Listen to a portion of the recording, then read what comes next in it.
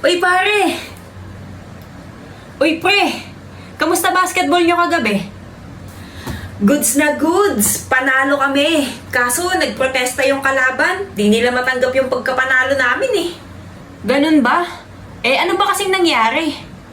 Ganito kasi yan pare, 70-50 yung score tapos lamang ng 20 yung kalaban. 10 seconds na lamang yung natitira sa oras tapos sakto sa amin pa yung bola. Kaya ayun, nag-time out si coach, nagdisenyo siya ng game para kay Mark, si Pitong, tapos ako daw yung mag-i-inbound.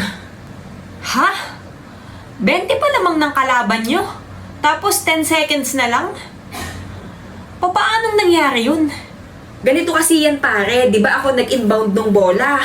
Tapos habang ini-inbound ko, nakita ko si Pitong, si Mark, na libre doon sa tres, kaya ipinasa ko agad sa kanya yung bola. Tapos ayun, sinut niya, di nag-shoot naman yung bola. Sumigaw tong announcer na, Pitong, 3 points! Tapos ayun, nagbago na yung score, yung 70-50 na score naging 70-71. Yun, lamang kami ng isa, kaya nanalo kami. Ha?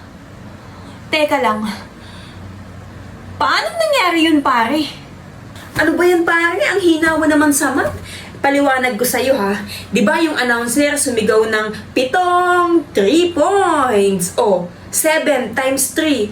21 yun, pare. Score namin, 50. 50 plus 21, 71. Panalo kami.